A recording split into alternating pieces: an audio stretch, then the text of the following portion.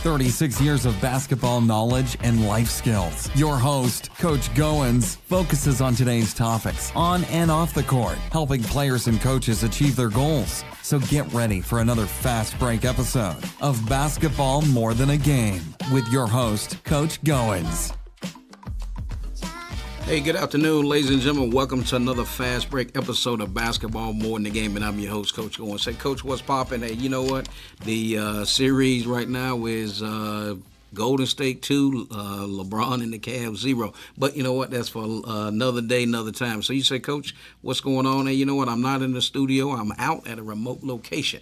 And right now we're going to, first of all, before we tell you and let the cat out of the bag who we got on the hook for today's episode, we got to make sure that we pay the bills that keep us on air. So we want to thank our title sponsor, and that's Mr. Curtis Jackson, your independent insurance agent out of the great state of North Carolina. So for your insurance needs, please reach out to Curtis at area code 919-614-5796 and make sure that you let him know. And when you call him, please let him know that you heard about him from Basketball More Than a Game. We appreciate him and his staff for his continued support of this great podcast. Listen, we also want to make sure that you can check us out on the following sites, and you can go to iTunes, Stitcher, Spotify, Podbean.com, Facebook, Lionfish Entertainment, my website at CoachGoins.podbean.com, and also my YouTube channel, Coach Lamont Goins. So, Coach, what's popping? Hey, listen, we've got you know what?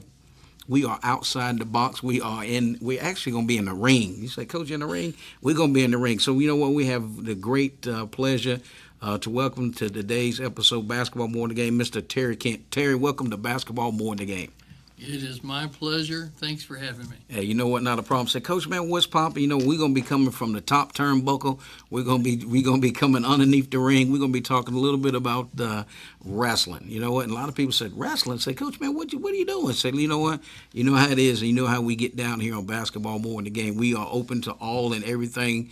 And again, the most important thing we really want to capture today is not just the wrestling, but the person that's on the other side of the mic opposite of me today, and that's a great friend of mine, Mr. Terry Kent. So we're going to be getting into that. But before we do, we want to definitely thank all of our subscribers across the United States, as well as our international partners. And we definitely, again, excited about going into Russia 2 weeks ago. We just picked up Turkey this past week. So, you know, that puts us in Australia, Japan, Sweden, United Arab Emirates, United Kingdom, Finland, Germany, Netherlands, Canada, Dominican Republic, New Zealand, Albania, Germany, Ireland, Kuwait, Tunisia, Vietnam, Ghana, and France. So, you know what, as we continue to span the globe, and I'm going to go ahead and call out these couple states in the U.S., we're going to call out New Hampshire, we're going to call out South Dakota, and Montana.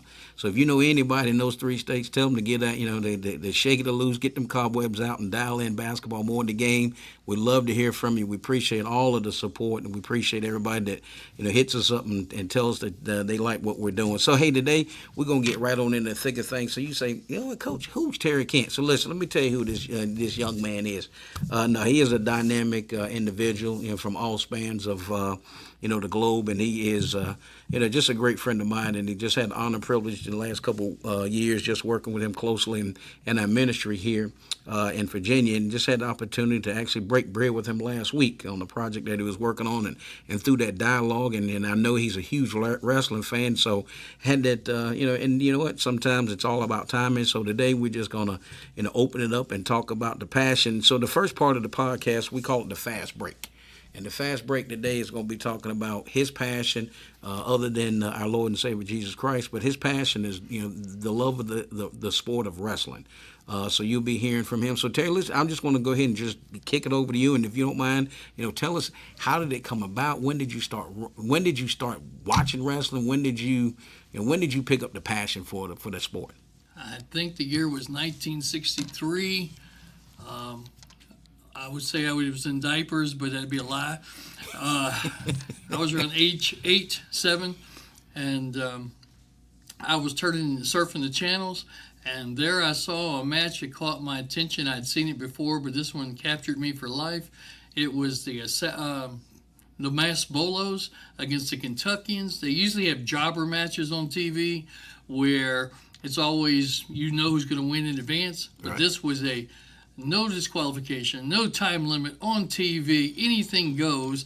It ended up with all four of them being bloodied and the Bolos having their masks about 85% torn off, trying to have an interview with the announcer, holding up scraps of their mask on their face so they wouldn't be their identity known to the public.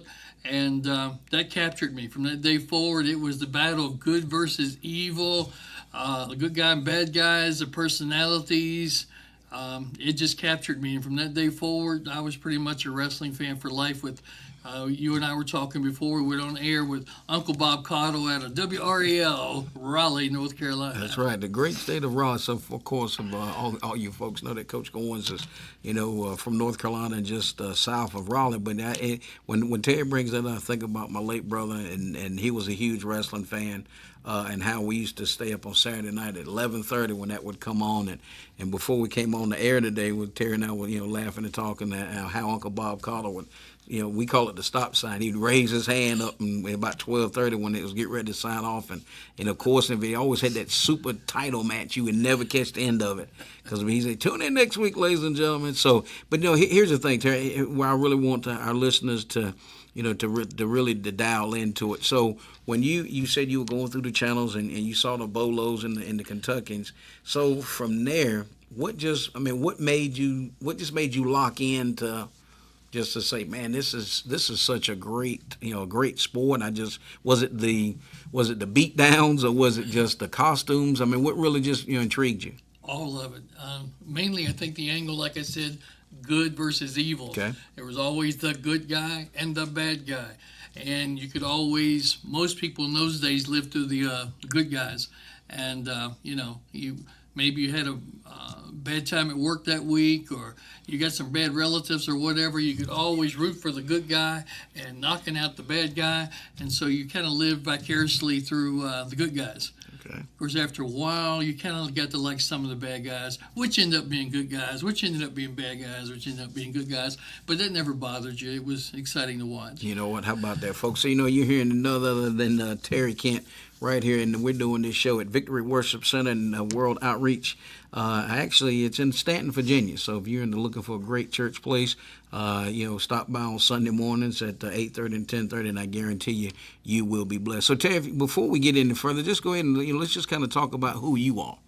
And where I know you're originally from Waynesboro, Virginia, and you know what, folks, if you're talking about wrestling, you're talking about the latest and greatest. I think this guy has seen more movies probably than Steven Spielberg. He's probably been in more movies than Denzel Washington has ever cared to be in. But no, Terry, he just has a wealth of knowledge. A lot of times you find people as you go through life that really just kind of just.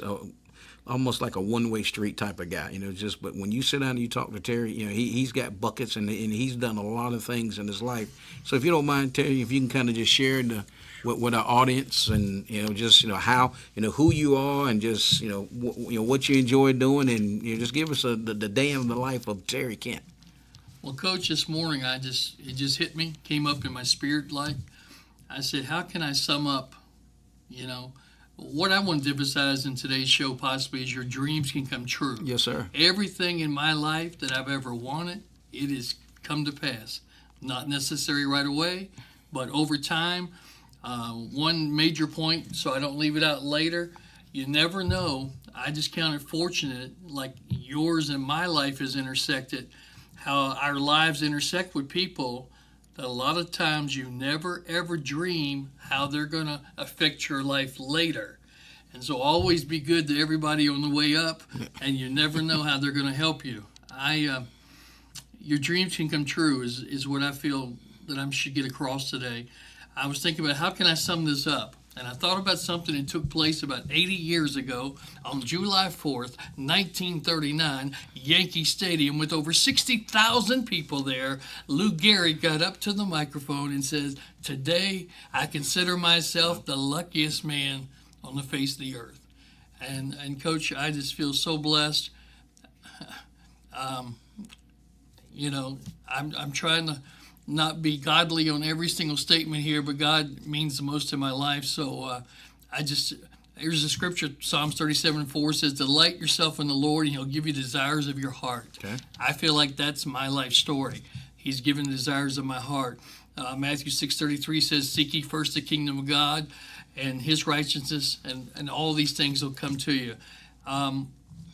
Everything I've touched, everything He's led me into, in my opinion, has turned gold. Not everybody on the outside looking in would say that, but I think it's turned gold. I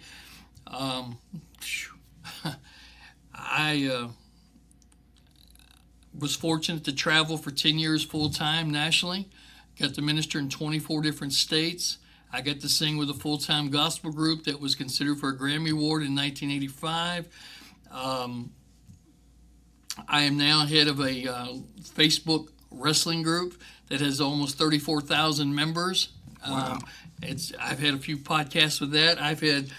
The Lord has just blessed me in so many different areas. Just to give you a total idea of how we can go from one side to the other. Okay. These have meant a lot in my life.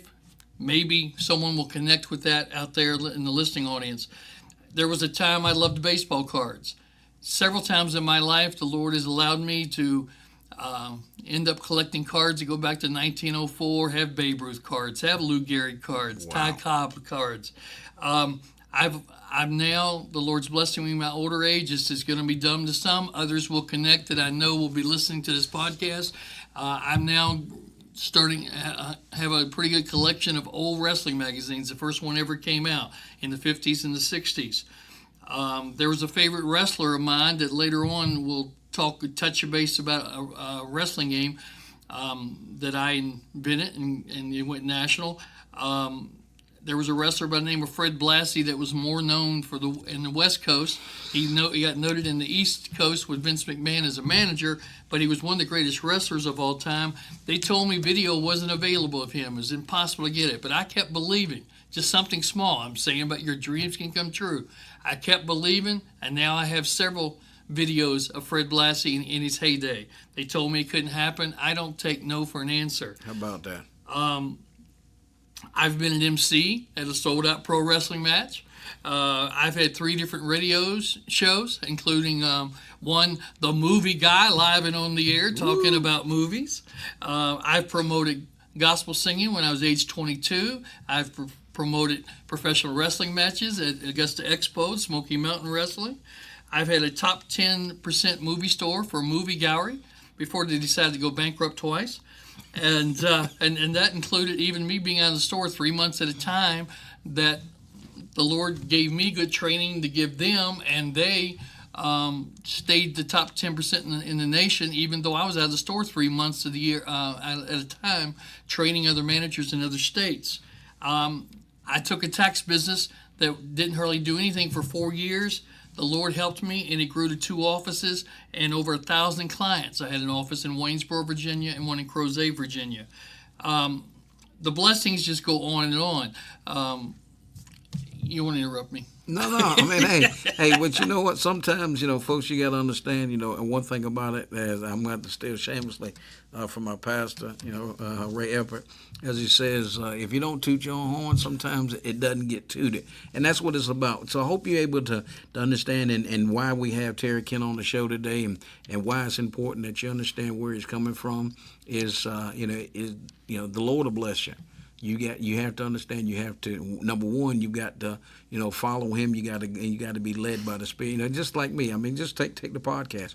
Who would have told me that today makes the 62nd episode? Wow. And who would have told me a year ago that we'd be in 21 countries? And somebody said, what? And I go, yeah, I mean, every time I, just like yesterday, I go on and find that we're in Turkey, and I look, and, we've got 5 people, that's, downloaded the show in Russia, and I'm just like, are you kidding me? And then be able to have one of my former players do a show with me once every month. So it's an honor. It's an honor to be able to come on and have gentlemen like Terry and then our former guest that's been on the show. So listen, as you talk about, I want to drill down on one of these that I think a lot of times, people overlook, and that's training. And as Terry, as he capped out, and I really asked him to kind of spend a little time here, as he's talking about training, think about it. He had one of the top stores in the country. Am I right? Top 10%. Top 10% in the country, but yet it did that. It's not because he was in the store. And he called it out a couple of times. It's not because he was in the store. It's because he reproduced himself. He replicated himself, so he was able to move out and go help other people, train and become efficient. So tell me, if you don't mind, share a little bit of that secret. What do you think the passion? What caused you to be able to go and have it at 10% in the nation? And then your senior staff able to take a look and say, you know what we need to do? We need to bring that out. We got to get Terry outside of that box and replicate that across the platforms. Like you said, you were in multiple states. So if you don't mind, share a little insight on your training piece and what do you think made that so successful? A lot of failing before. Okay. You learn the hard way. I used to think that you had to be the person with all the answers and know it all, and you felt under pressure all the time. And then the day I realized, the more you surround yourself with excellence, quality, that's one of the first biggest pieces. I had people that were making $35,000, $40,000 jobs find themselves off work for a season in their life. I hired those people. I knew the people. I knew they were quality people. They only stayed with me sometime 3-4 months, left 3 or 4 months, came back to me 3 or 4 months later. I had quality people that when I left, I knew they knew as much as I did, if not more, and they definitely probably got along with the workers better than I did. And because I used to get uptight and just want to do the best so much that sometimes I was not enjoying the road, the trip. And so I hiring the right people is the first and most important thing, and realizing that they're going to end up making you look good, is what it boils down to. Is you want the store to be the best representing you, but representing the company you're employed by, and it is going over the things that I thought was important, and true customer service, not where you're yelling across the store hi to someone and not even looking at them, and it's the little small things such as people can tell when you're real and when they're not. Right. And I tried to teach be real, and look them in the eye and say, we're really glad to see you today. Thanks for your business, etc. You know what? So hey, you know what? Say, I'm going to take this a step further. Coaches that's dialing in, and you players, listen to what Terry was calling out there. As he said, he surrounded himself with wise counsel. So we're going to look at the Proverbs process. So you coaches, when you're out looking to hire assistant coaches, make sure that you get somebody on your staff that's that can challenge the process. Make sure you're looking for that guy that can be the next up and coming head coach. Always surround yourself with players and not just, always surround yourself with coaches that's going to push you as a head coach. And then, of course, players will fall in line. But anybody that's in that staff that you have control over to hire, you definitely don't want to, hire down. You want to hire up, and you want to make sure that those people are challenging you and pushing the envelope, and you just don't want everybody to agree with you or think like you and then guess what? And then you'll be settling for mediocrity. So I certainly appreciate, Terry, you drilling down on that. So let's talk about, I want to kind of, if you don't mind, I want to kind of jump into, a little bit more of this wrestling piece, because I'm kind of a wrestling guru, somewhat, if I can say that, as I sit across the mic from, the Honorable Terry Kent. But no, in that, as growing up and of course, not having, all the money in the world where we could run down to the store and buy one of the, the belts. Now you go to Walmart and you can see they have WWF belts. We used to take a box, we take a shoe box top, and we would cut it out, the shape of the United States, and then we would get tinfoil. Mama would be hollering, "Stop wasting my tinfoil!" And we would take tinfoil and we would tape it to a belt. And then that's when we Christmas she'd buy us robes, so we'd have, and that's what we'd walk around the house and we'd have our bathrobe on, and then we'd take the belt. My brothers are now, two of us would be the U.S. Tag Team champ, and then one of us would be the world champ, and we would have the belts and we'd lay them across and stand and do interviews, and so the people said, "What?" And I go, "Yeah, man, don't hate us because we were creative and that's what we had to do." But in that, when I talk about wrestling, I'm talking in the 70s when it started, when Ric Flair comes on the scene. One of my favorite tag teams was Wahoo McDaniels and Paul Jones. I mean, when those guys came on the scene, talk about that. I mean, you're the wrestling guy, so I'm coming to you. Talk about when did you start seeing that shift from what I call the young Ric Flairs, Wahoo McDaniels, Tim Woods, Blackjack Mulligan, Rufus R. Freight Train Jones, all those guys. When did you start seeing that shift, and when did you know that, this is going to be bigger than I ever thought it would be? That opened so many different doors to know which way to go. The doors open. I think wrestling, in one way, people would say it's bigger today than ever, but it's actually a lot smaller, even though it looks big time on TV now. Mm-hmm. In the old days, there were as many as 30-some territories where matches, including, I wrote an article it was kind of like the day I found out about Santa Claus. I found out that wrestling wasn't real. I kept believing that it was. And Augusta Expo had their first matches ever right here in Fishersville, Virginia. And I was managing a motel on top of the mountain. And I came back, and the guys up there were telling me, "Oh, weren't the matches great last night?" And they were telling me the winners. And I said, "Oh, y'all were there. I didn't see you." They said, "No, we weren't there." A bunch of wrestlers stopped for gas on top of the mountain. And while they were there, I think it was Tommy Young, the referee, his paper flew out the door, and they kind of snuck it into their pocket. And they kept teasing me about something they had. I thought it was something like, a top U.S. secret or something, United States government secret, but it was that important to me. It was actually, they finally sold it to me for $5 because they knew they could get some money out of me. It showed the next week of matches, 3 nights a week. This is what I'm leading back to how big wrestling used to be, though it looks like it's big now. It's actually smaller now. It showed the next 1 week of wrestling for Jim Crockett Promotions and 3 different nights 3 different matches per night, showing the wrestlers, the referees, who was going to win and how. My heart was broken, happy, sad, all at the same time. I knew the truth, but it was a sad truth. Right. That I used to, the way I finally reasoned in my mind before I knew this existed, all the lesser matches, they're rigged, but the real ones, no, they're really good, and they really hate each other, and they really fighting to win. And then I found this booking sheet of Jim Crockett Promotions, and it showed every match, how they was going to win, and everything. And wow. I said, my, look what I got here. And I've got about 20 copies of it in my house right now, make sure I never lose it. And somebody will probably offer me some big money for it someday. But now, correct me if I'm wrong. You have that in the article. Do you have it's one of the articles. I've written many articles for my group. I forgot to advertise it. Pro Wrestling Historical Society. We have close to 34,000 members on Facebook, and we also have a national, global presence on a regular website. And you go there, look up Terry Kent articles, and you will see, I don't know how many I've got on there, 30, 50 articles, I don't know how many.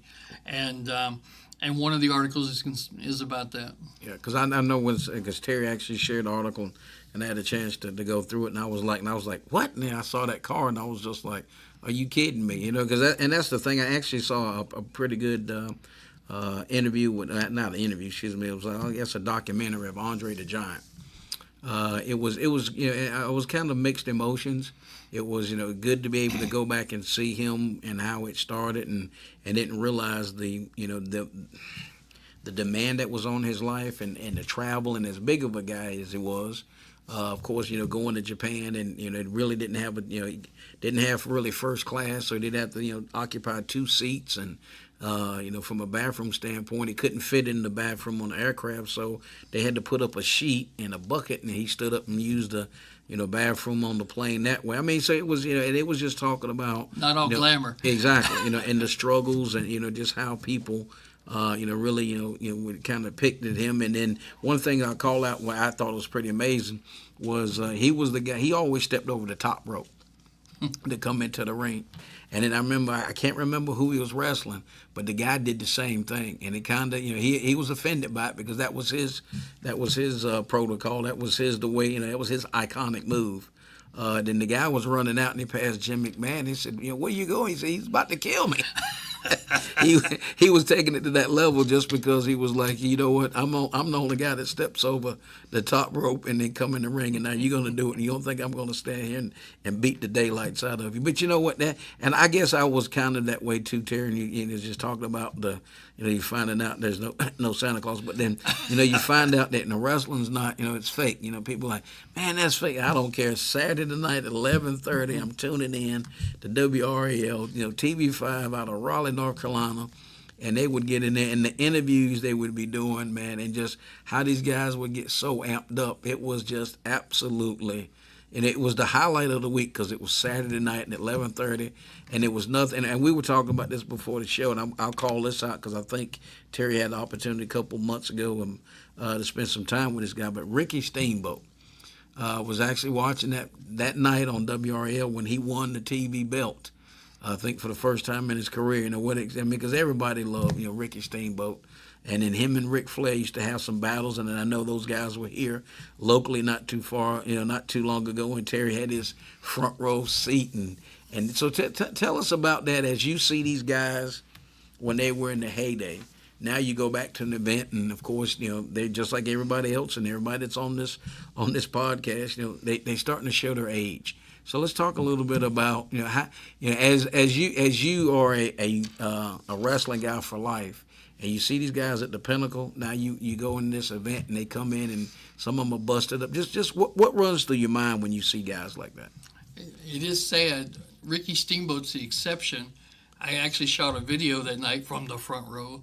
I shot a video where he got just a little segment, it was all set up for him to look good, but he looked good. He's always owned bodybuilding places, gyms, and he still looks great. He's 63, 65 years old. He's one of the few that is still in good shape and can probably still go tomorrow. Most of them, I got to talk to J.J. Dillon recently twice. He was there back-to-back locally here, and got to talk to him and all, and gave him one of our Pro Wrestling Historical Society T-shirts. And he never had a physique, he'll tell you that. But as he gets older, he just gets rougher and rougher. It's sad. Ric Flair died. They did that great documentary about him on ESPN, and he actually died for a few seconds, and they brought him back, and they didn't think he was going to live. He was in a coma for, 10 days, 14 days. And, he really showing his age, and especially when he comes to his top of his head, he can't wave the golden locks like he used to, and it's sad. But on the other hand, it's just a joy to be in their presence. That's why they still sell out places. Right. That's why they still, they draw a crowd. I mean, here locally, we have 2 sold-out shows every year, probably 1,500 people or 2,000 people, and they're not paying $10 a ticket anymore. Front row tickets are $125, and second row is $100. The promoter is found a good thing, and he's going with it, and it's good for him, but it's good to bring the wrestlers in also. And I went all the way to Philadelphia, Pennsylvania, to see 2 icons. I don't know if you've heard of them right off. You've seen Abdullah the Butcher. Oh, sure. But the original Sheik, who used to carve people's heads up with pencils, it was really edifying. And but those 2 guys, Sheik was around 65 years of age. It was one of his last times he was going to be wrestling, and they were both famous for not wrestling, but for just hardcore wrestling. And I normally don't like that, but they were 2 icons, and them being on the card alone got me and a friend of mine here from Stanton to go all the way up to Philadelphia to see the matches. And the match lasted about 3 minutes because of their age, but then they went 5 minutes through the whole crowd, and everybody was just eating it up. It was fantastic. But it is sad that the wrestlers, Bobby Fulton, that's not it, Bobby Eaton, excuse me. Bobby. He got to visit my video store when we was talking about managing video store. I got to eat with him, sat right next to him at Outback in Waynesboro, and one of the nicest people in the whole world. And ever since I've been looking into him, everybody says the exact same thing. But it's so sad, even that night, he's got so bad a heart situation that his medicine makes him sweat profusely. I mean, he is sweating, dropping off of him every second. It's sad to see that when you see him suffering. And but they keep wrestling, some of them, because there's no other reason to live, no other reason to make money or a way to make money. And it's sad when they go on, as long as they want to. The Rock and Roll Express have been a tag team for like 40-some years now, and they're still wrestling several, probably 2 times every weekend at least. But they like it. They still enjoy it. But some of them are out there like Bobby Eaton, and when he gets a chance, he can physically do it. And a lot of the other wrestlers are just doing it just to eke out a living. Right. And that's why they try to sell as much as they can off their tables and stuff like that. Wow. Hey, folks, so you're hearing, again, right here on Basketball More Than a Game, we have Mr. Terry Kemp. All right, folks, we're back on and just took a quick little segment break right there. And as we transition into the next segment, is entitled In the Paint. So for you basketball folks, you know what that means. So when you get down in the paint, you better make sure you got your big boy shoes on, your big pants, because that's where it battles and how it gets down. So, but listen, we a lot of things that we've been talking about. We'll get back into that in a minute. But again, you can make sure you can check us out on iTunes, Stitcher, Podbean, Facebook, Lionfish Entertainment, and also my Facebook page. And then of course we'll give Terry at the end as we start closing out. Because we'll actually get this to him so he can get it uploaded on his wrestling information pages and the society. So again, it'll be open to everybody. So again, we just certainly appreciate him taking out time and as we continue to just talking about the great sport of wrestling, and just think about it. And it's just we were talking about how these guys make those transition and their health is declining. Same thing with football. You look at all of the sports, basically a lot of contact sports. How physically demanding it is on those individual bodies. The league, they're dealing with concussions. A lot of basketball players, they're dealing with knee. Well, matter of fact, just call it out what it is. Most of the older guys, every time you see them, they got on suits, but they got on sneakers because they just can't wear those, hard bottom shoes, and they wear a lot of the sneakers just because their feet or their knees. Really takes a toll on their body. So that's the tough thing about it. So when you look at guys like we called out Ric Flair, you look at Ole and Gene Anderson. I mean, I'm just thinking about when I was growing up. When I was 11, 12 years old, these guys were at the pinnacle. There was nothing like the Road Warriors. There was nothing like the Four Horsemen. You had Lex Luger and they beating up the guys and throwing them in the broom closet and making the switch. And all of a sudden there was a new horseman. And then I remember my grandmother, Tim Woods was, Johnny Weaver. That's what it was. Johnny Weaver was just like, oh my gosh. I mean, we'd be out in the yard and she'd be yelling at the television just like, somebody was in the house, trying to take the TV, unplug the TV and run down the street with the chicken wings and cornbread, But she was a huge wrestling fan. But it's just everybody has their thing, and to be able to allow play to let us recreate itself, and again, Terry's deal is wrestling, so that's why we just want to be able to highlight that. And again, Basketball More Than a Game is just the title of our podcast, and we've had people on from all walks of life. We talk about all sports. It's just a privilege to be able to sit across the mic from a gentleman that has the wealth of knowledge that he has. So if you look, and not if, it's when you listen to this podcast and you definitely want some more information, we'll definitely have that information out so you can get in touch with Brother Terry. So he can lead you down that path. So Terry, I'm going to toss it back over to you if you have any more comments and anything else you want to call out in reference to the wrestling scene before we segue into our next session. You were talking about people getting sicker and all. Of course, Gene Anderson's passed away. Ole Anderson is real sick these days. He's always been known as a grumpy guy, but he's even grumpier because he's really sick. And Lex Luger, he was there recently with the Four Horsemen when I had my picture taken with them and all, and he's in a wheelchair now. Part of it from steroids, part of it for different reasons, and it takes a toll after a while.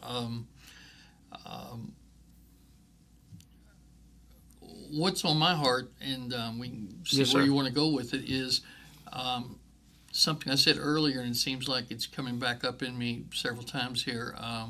About how our life intersects with people, and then later on it makes a difference, and we don't even realize it was going to ever happen. I was just thinking, while we were taking a break there, that when I was 16 years old, I wrote a letter to the Valley Four and Linda a gospel quartet, telling them how much I really liked them. You know, could you take on a teenager to sing with you some solos maybe or something? I said, you guys really impressed me, and I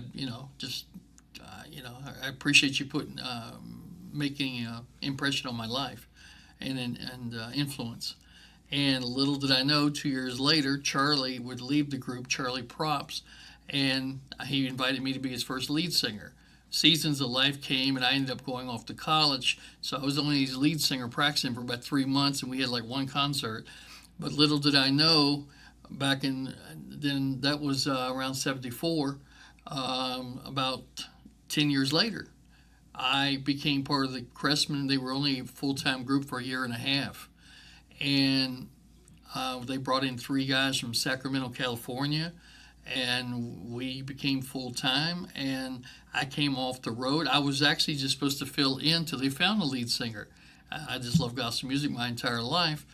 And in fact, when I was at home as a teen, my parents would go away. I'd put gospel albums on, and I would sing louder than that. That's one reason, I kind of have a loud voice when I choose to. And that's how I came about, because the albums would be playing as loud as they could on the record player, and I would be singing louder. Luckily, the neighbors must didn't hate too much. I never had a complaint, so I guess it was all right.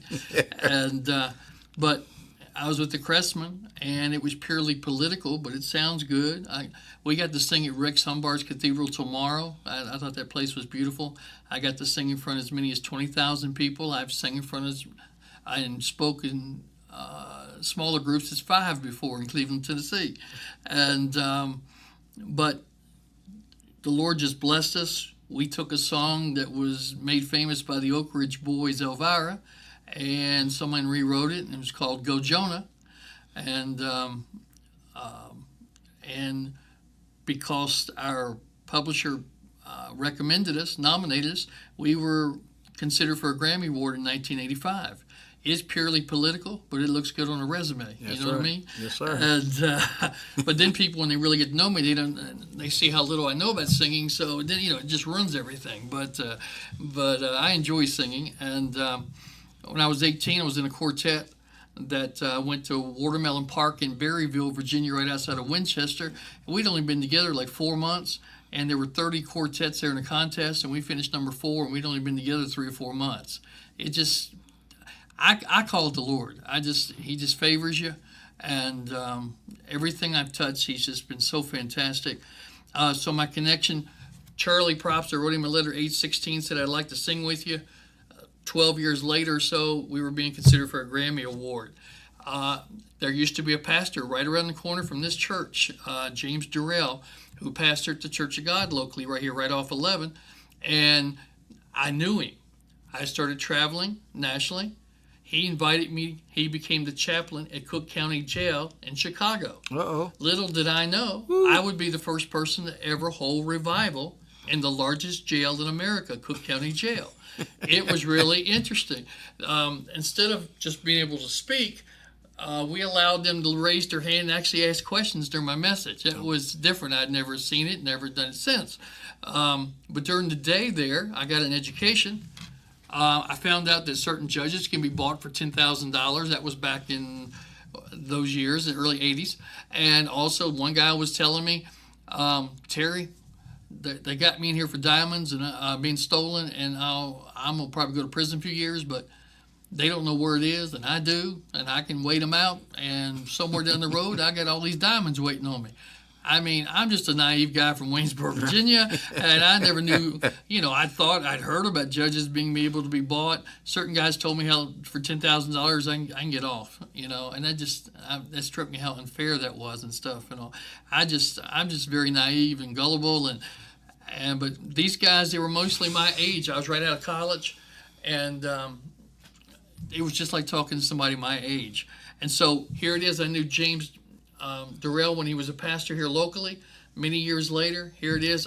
He was the intersection for me, the catalyst to let me have the first revival ever in the largest jail in America.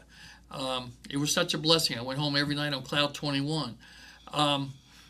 article that I sent you before our meeting recently was about a national game that I had considering pro wrestling.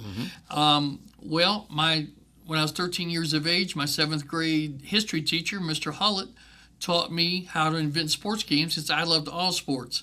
And he showed me with a couple deck of cards how you could end up having pretty interesting statistical games. I ended up having games on football, baseball, bowling, golf.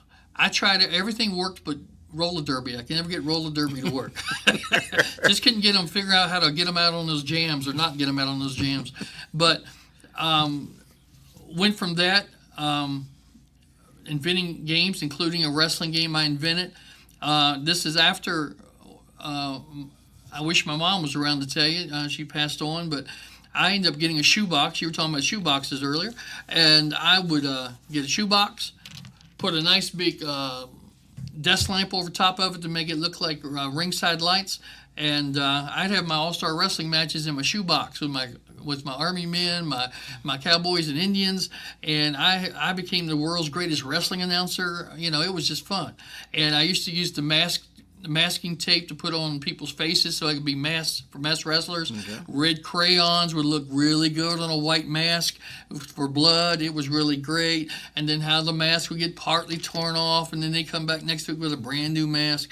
And so I went from there to the next step was making my charts even more interesting, I thought. And I made it different ways where you could have just take your time to, like you and me just playing a match together, or if you wanted to get a whole bunch of matches in, you could do hundreds of them in an hour.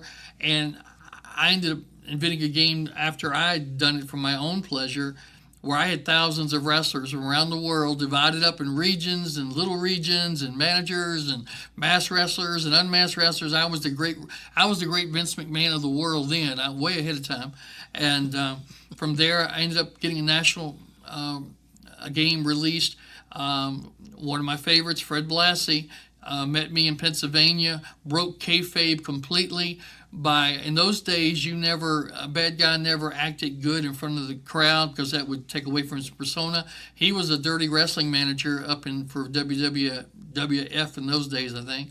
And but he just knew me as a minister. But in front of everybody was waiting in line, and Fred Blassie saw me and my friends in line. He said, come on in, Rev, come on in. Everybody was looking at me, who is this guy? And then right in front of everybody in the bleachers and all, here, get the Rev a good seat, Here's the dirty manager, and everybody's saying he's not acting normal at all. And so that was kind of fun, that him breaking kayfabe just for me and all. And he agreed to be my spokesman and for TV and for magazine ads and all. And but I decided the Lord moved on me, and I went back on the road full time again. And he understood. He never treated me bad. I did have a game, though, I'd put out before he had signed the contract, and it was exciting. I probably broke even at the best, but it was exciting to get families and kids buying my game from all over the United States, and from just one wrestling ad in a wrestling magazine. And so Mr. Hullett teaching me how to do sports games at age 13 led to me having a national pro wrestling game. It's all about connection, and that's, which could lead me easily here. I knew Pastor Ray Eppert as a friend. We used to play computer and tabletop sports games. Mm-hmm. Never dreamed I'd ever set foot in this church. I had no idea. And things change. The Lord moves different ways. Things happen in life. And I ended up here and attending here for many years. And I've attended here probably 25 plus years. And I always say they got so desperate about 10 years ago, they couldn't find anybody else, so they hired me. And it's exciting to be here now. You know what? So, folks, so stop asking questions and wondering why, and that you've heard nothing better but Terry Kent over the last few minutes, just summarizing the things that he's put his hands to, and just how the Lord has continued to bless him in every phase. So think about it. It's not every day that you get you sit down, you create a game, and it's sold across the United States on the sport that you love. a lot of things. A lot of times people, and I'm going to call this out, and if the shoe fits, put it on. A lot of times, and here's my call out. We enjoy sports, but my challenge to you today is, what have you given back to the sports that you love? Is it your time? And you walk up and, if you're a parent, you go to your coach and say, hey, coaches, what can I help you with this season? Good stuff. Same thing, the coaches are giving back, the players are giving back. So just always like to challenge people is, whatever you do, how do you, pay it forward? How do you keep the passion alive, just like we do the podcast? So my goal is to find some young guy coming in behind me once I be able to walk away from the mic, to be able to, pick up the mantle and rock and roll with that. So listen, as we get ready to segue right on into the next segment, well, I got to toss out this fine organization, which is ACT Sports. So for your recreational sports needs, go to our website at playactsports.com. Right now, registration, if I want to make sure I say this right, I think registration is closed for track and also wrestling. This is our first year with wrestling, our second year with track, but it is a dynamic sports program based right here in Stanton, Virginia at Victory Worship Center, and that is ACT Sports for your recreation needs. So go to the website at www.playactsports.com for your recreation sports needs. And it's just not about sports. We really work on the whole individual, the fullness of the human being, and as I refer to them as their student athlete. So we get ready to roll into the segment In the Paint, and as we talked about earlier. So we're going to talk, spend a little bit of time on what Terry does, his day-to-day, his passion, how he helps, the ministry. And again, I've been here 14 years, and I say here 14 years, being in the here Victory Worship Center for 14 years, and came in from a mega church in Atlanta. And that's and here's the thing for me personally, is how can you get fed coming out of a huge city as Atlanta, and you're sitting there, and I would hear our pastor speak on Sunday. That's the late Bishop Long, and I'd hear everybody from T.D. Jakes to Rod Paul. I mean, every Sunday you would always tee it up and hear the finest and the great singing, but then you come here and then it's on a smaller scale. But the Lord blessed us to be able to come here and find just a dynamic ministry that we love, and we work very hard to help fulfill the passion. But Terry is on staff here, and I'm going to go ahead and toss it back over to him and let him share with you what on his heart. Recently, Pastor Eppert was talking to me. I know I sound like I'm only 13 or 15 years old, but we were actually talking about in the future about retirement and what our plans are, and how much staying involved. And I said, there's no church that I know of that I would rather be belonging to. That, as far as I'm concerned, it's the most exciting place to be. I know I'm a little prejudiced, but it's the most exciting place to be. 33% of our church is roughly ages 0, nursery, to age 18. I don't know many churches can say that. In fact, most churches act like they don't want youth anymore, or children anymore, and it's, our vision is mainly for our children and for our teens besides everyone else. And it's exciting to be a part of a church that's young and keeps you young. It's great to have, it's like 200 young people here every Sunday morning or so worshiping God and learning more about God. And Acts, it's grown from roughly around 40 people 4 years ago or so to this year. I think we'll be approaching 900 people. I mean, that's exciting. It's starting to really make us really kick it into the next gear to think about what we're going to be doing for the future. Another one of our big goals is, it's exciting that we're right on the edge to make a big difference in the country of Haiti, and we're looking forward to being successful there, and that already organizations are looking toward us as a template of being successful in Haiti, and if it works there, then we can take it to so many other countries, that we're planning on opening up several businesses there that will help the local economy. It's not just going in there. If I may just preach for a second, so many people have gone in there and have revivals, and they'll have the stadiums full, but when they're gone, nothing else really happens. The people get saved 50 times over, and they're still facing unemployment. And every time we've gone down to Haiti, I haven't personally, but the pastor and ministry and our young people have been down there several times, and they always say our biggest need is jobs. And so I guess we finally heard that with our ears and with our heart. And so we're laying the groundwork so that we can do something for Haiti, which I believe without a doubt this will lead to more of a worldwide ministry, but not the kind you usually hear about in the news or anything like that. But our church, we have a saying, we're a little different, but the difference is good. Amen. I like it for that reason. We are different. We're a regional church. I'm not saying we're better. I'm just saying that's our calling. That's where we're supposed to be. We're supposed to listen to God for us. Each church needs to listen for themselves. We're not better than the other churches around the corners or wherever. We just got to do what God lays in our heart. So many programs for church leadership, it's all about, follow this way,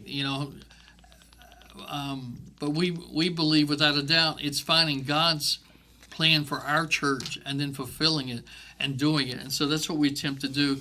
And so I day to day I work in the finances for the most part, and also I go to nursing homes and the hospitals and more pastoral care, I guess it would be called.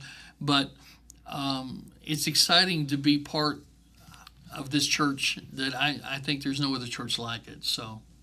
You know what, folks, and not just saying it because I'm sitting across the mic from him, but I've experienced it, firsthand for the last 14 years, and the tremendous, growth, the tremendous vision, and I put it to you this way: we feel the weight of the ministry, and again, when I say to feel the weight of the ministry, because the body of Christ is the body, it's not the pastor. True. It's not just one or two people, and you have to feel the weight. So when you get the same thing on your job, my challenge to you, if you're part of a sports program, you need to feel the weight of that program. You need to do all that you can do in order to make that program flourish, and that's what Terry he's pouring out his heart. Same thing with the Haiti missions. That's a huge impact. Actually, we did a live show last week, and I had a couple of guys that I've met in Haiti. Actually, they joined on via Facebook and dialed into the live podcast that we did last week talking about the NBA Finals. So it was great to see them on. Same thing that Terry talks about. We're more than just a local church on the corner, because now we're doing Facebook Live, so we have people from all over tuning in to our Sunday morning messages. So if you're looking for a great church home and you're looking for something a little bit different, you may want to check us out, and that's at 200 Hammond Lane, and that's Stanton, Virginia, and that's Victory Worship Center and World Outreach, and Pastor Ray Eppert is the senior pastor here. So, we just appreciate Terry, calling that out. So listen, as we start to wind this show down, and just like we always say, we just want to thank everybody, for your continued support. We can't do it without you. If you're not listening, you're not subscribing, you're not liking us, and you're not sending out, hey, Coach, I want to hear about this, I want to hear about that. So it's always open. Shoot us an email, shoot me a text, whatever. Hit me on Facebook so we can make sure that we are trying to get, if we don't have that person, we'll look them up. And I'm threw a serious curveball at you today, not thinking that we're going to be talking about pro wrestling, but we have none other than the guru, Dr. Terry Kent, sitting across from me. So before we sign off, I'm going to toss it over to Terry for his closing comments and whatever's on his heart. Terry? It's been a pleasure, Coach. Never knew this was coming either a couple days ago, but it's been a pleasure, and I just can't help but sense this message is for someone. Your dreams can come true. Believe in it. Don't let them go. Also, be good to the people that come across that intersect your life. Think about the percentage of how many people actually intersect your life. It's so infinitesimal, and but many of them are there for your future, and you never know. We can learn from everyone. One thing, I love people, and I think everybody's life story is a book, is a movie. I think everyone's interesting, and I think we should really get beyond the surface with people and be a true friend, and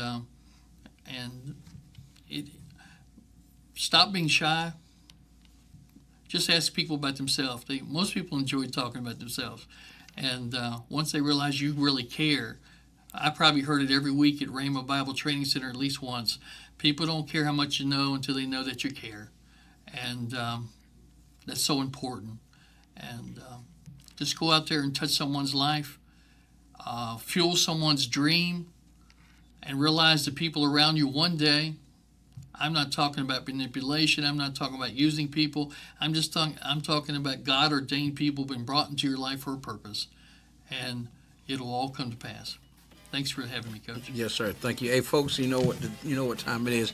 I gotta get out here and get this gym floor cleaned up and get ready for this next fast break session. But before we leave, I always got to hit you with the scripture verse, and that's John 14:6. I'm the way, the truth, and the life. So listen, like we always challenge you, make sure you make a difference, make sure you do something, and make sure you're impactful in somebody's life. So until next time, I'm your host, Coach Goins, and I'll see you in the gym.